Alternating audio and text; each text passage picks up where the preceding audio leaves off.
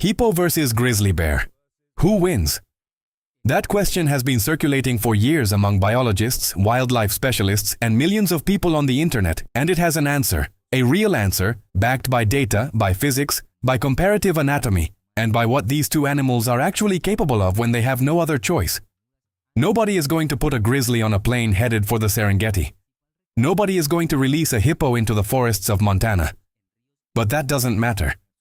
The question exists because something in the human brain needs to know what would happen when you put the most dangerous land animal in Africa against the most powerful predator in North America.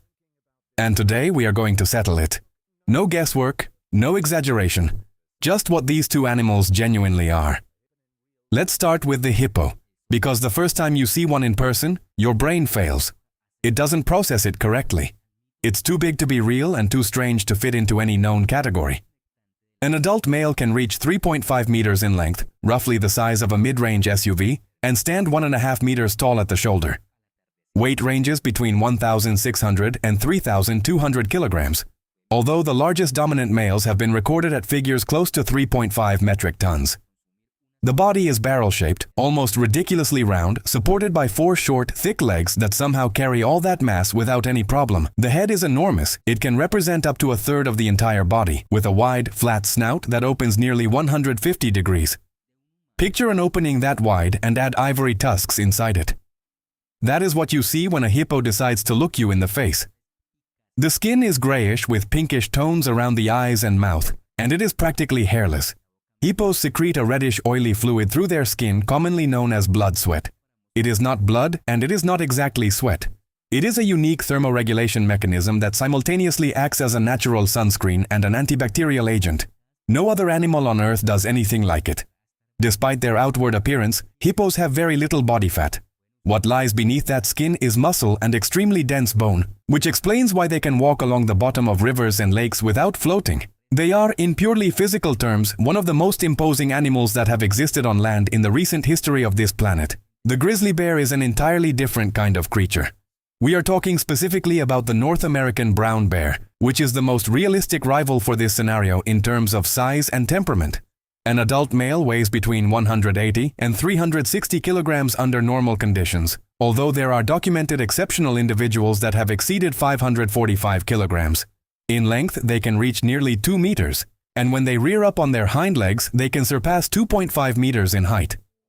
The grizzly is built in a fundamentally different way from the hippo. It is more compact relative to its size, more agile, and it carries that characteristic muscular hump on its shoulders, which is one of its most recognizable and most important features. That hump is not decorative. It is a solid mass of muscle that powers the front legs during digging, hunting, and combat. The coat ranges from light brown to nearly black depending on the region. The face has a slightly concave profile with small rounded ears, and the claws on the front paws can reach 10 centimeters in length. These are not claws designed for gentle gripping. They are tearing and digging tools that a bear deploys with enormous force. If we compare both animals in terms of pure size, the difference is staggering. The largest grizzly ever recorded would barely match the weight of an average-sized female hippo. A large male hippo outweighs the biggest grizzly by a ratio of 4 or 5 to 1. Size alone does not decide a fight, but it matters enormously. And in this category, the hippo wins by a margin that leaves no room for debate. The hippo is a semi-aquatic animal that lives in sub-Saharan Africa, concentrated mainly in the east of the continent and parts of Central and Southern Africa. During the day, it spends most of its time submerged in rivers, lakes, and mud wallows to shield itself from the intense heat. Its eyes, ears, and nostrils are positioned on top of the skull, which allows it to keep almost its entire body underwater while still seeing, hearing, and breathing without any difficulty. At night, they come ashore to graze. They feed exclusively on grass. That is it.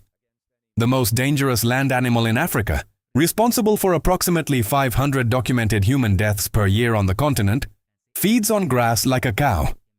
That contradiction between what it eats and what it is capable of doing to anything that threatens it is one of the most striking realities in the entire animal kingdom. Hippos live in groups called pods, generally between 10 and 30 individuals led by a dominant male who controls a stretch of river and defends it with an aggression that leaves very few options for any rival. They are deeply territorial in the water, and the water is where they reach their most complete potential. The grizzly bear inhabits the western part of North America, from Alaska and western Canada down to parts of the northwestern United States, including Wyoming, Montana, Idaho, and Washington. Unlike the hippo, which requires specific aquatic environments, the grizzly thrives across an enormous variety of habitats: mountain forests, river valleys, open tundra, and high-altitude meadows. They are solitary animals. They do not form pods or herds. An adult male can hold a territory of several hundred square kilometers, which it actively defends against other males. They hibernate through the winter months, spending that time in dens where they survive on fat reserves built up during the rest of the year. In spring and summer, they are intensely active, feeding almost continuously to recover the weight lost during hibernation. Their diet is mostly plant-based: berries, roots, tubers, grass, but they also actively hunt and scavenge. They catch fish with remarkable skill, and they eat deer, elk, and even black bears or younger grizzlies when the opportunity presents itself. They are highly adaptable omnivores that adjust their feeding behavior according to whatever the environment offers them each season. Now let's talk about the weapons, because this is where the conversation gets especially serious.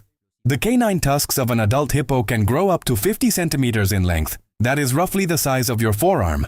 The incisors reach 40 centimeters and have the unique property of self-sharpening constantly as the animal moves its jaw.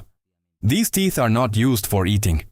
Hippos are herbivores that cut grass with their thick lips and grind it with their back molars. The tusks and incisors are pure weapons, the result of millions of years of evolution in a context of extremely violent intraspecific combat between males competing for territorial control in the water.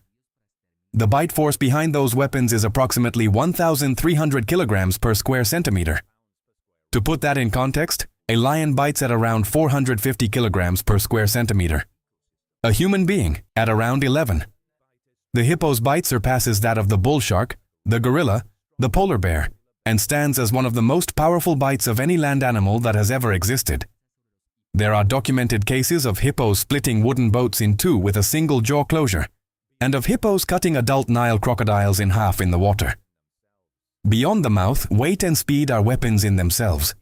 A charging hippo on land can reach 30 kilometers per hour. That is faster than most human beings run under optimal conditions. When 3,000 kilograms of muscle and dense bone hit something at that speed, physics does what it has to do. They can trample, crush, and launch animals with their neck and head with a violence that is difficult to process visually. In the water, their ability to move in 3 dimensions and launch upward from below with the jaw fully open makes them practically impossible to fight for any animal that is not in their same weight class.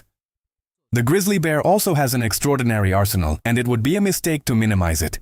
The front legs are large and muscular, and the 10-centimeter claws are tools of brutal efficiency. A single swipe from a grizzly can generate over 270 kilograms of impact force, enough to break the spine of a large ungulate, to destroy skulls, to carve channels into hard ground with several consecutive blows. Grizzlies use that power to knock down moving prey, to dig out other animals from their burrows, to flip rocks weighing several hundred kilograms, and to fight rival males in territorial confrontations that can last several minutes and leave deep wounds on both sides. The grizzly's bite force is around 680 kilograms per square centimeter, with canines up to 7.5 centimeters long.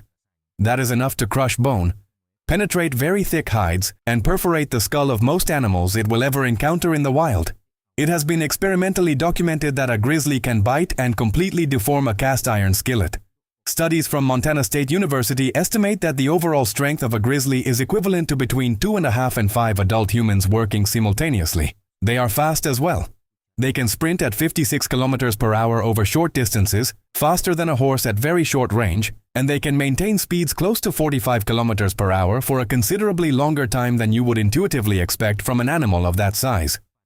Damage resistance is the next factor, and this is where the difference between the two animals starts to become structural.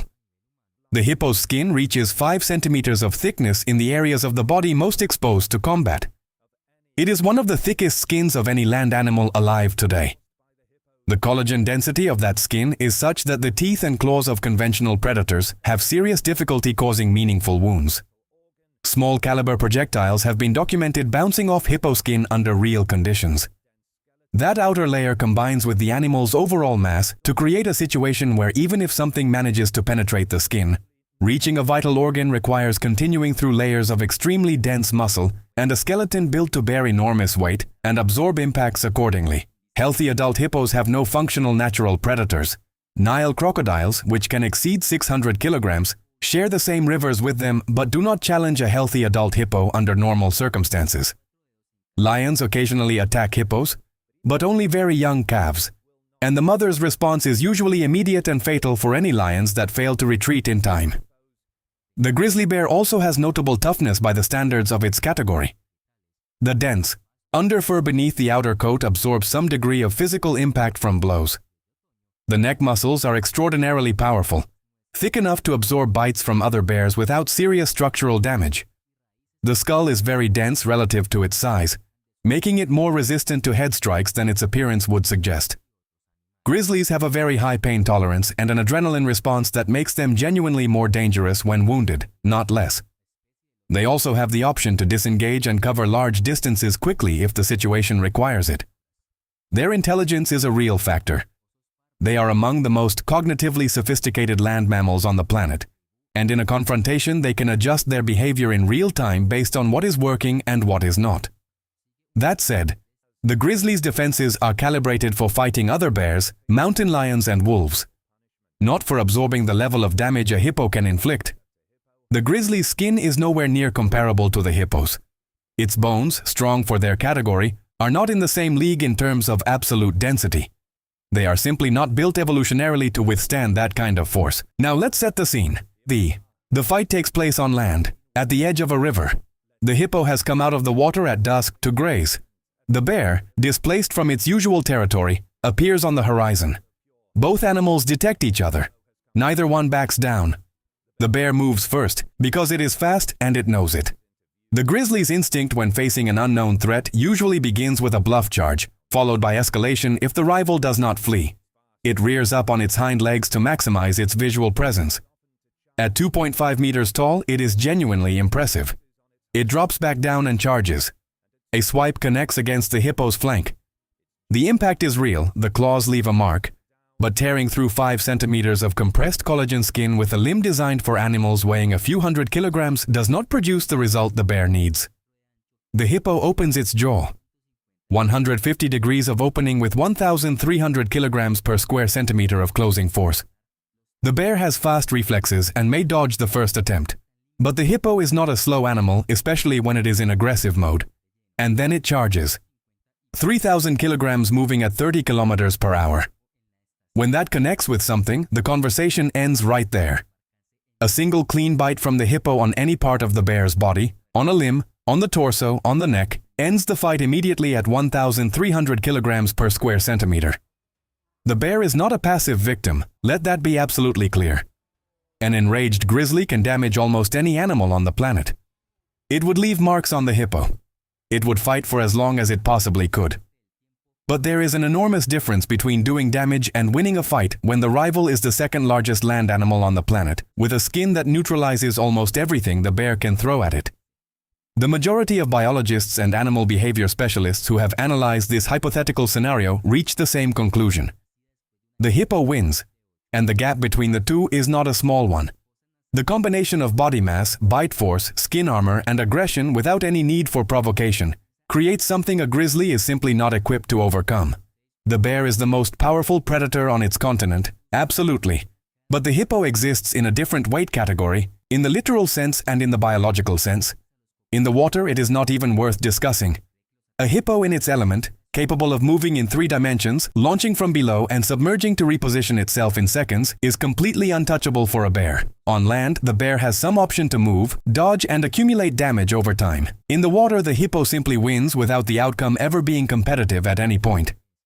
There is something that gets systematically lost in debates about this kind of matchup, and it is what truly makes both of these animals extraordinary regardless of who would win a fight. The hippo eats grass. The statistically most lethal land animal in Africa for human beings, responsible for hundreds of documented deaths per year on the continent, grazes at dawn like a cow. It does not hunt. It does not chase. It does not need to. It is territorial, protective of its young and its space in the river, and it carries tens of millions of years of evolution telling it that it has no reason to fear anything that walks on land. That gap between what it eats and what it is capable of doing to any living thing that threatens it is one of the most striking realities in all of known terrestrial fauna. The grizzly bear, for its part, is one of the most ecologically important animals in the entire North American ecosystem. Its digging behavior aerates the soil and facilitates plant regeneration across large areas. Seed dispersal through its droppings contributes to the botanical diversity of the forests it inhabits.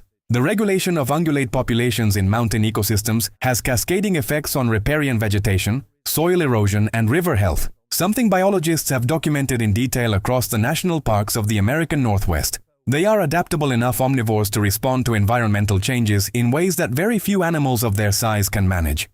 The fact that they do not win this hypothetical fight says absolutely nothing about what they represent in biological and ecological terms. The hippo wins the fight. The grizzly earns its respect without any argument. And the real conclusion, if there is one, is that both animals are the product of tens of millions of years of evolution in very specific environments with completely different selective pressures, and both are exactly as dangerous as they need to be to survive in their own. If you ever find yourself facing either one of them in the wild, do not think about who would win a fight between them. Think about getting out of there as fast as possible, because facing a grizzly or facing a hippo, you have no chance of finding out who wins. And that, honestly, is the most important wildlife fact you can take away from any of this.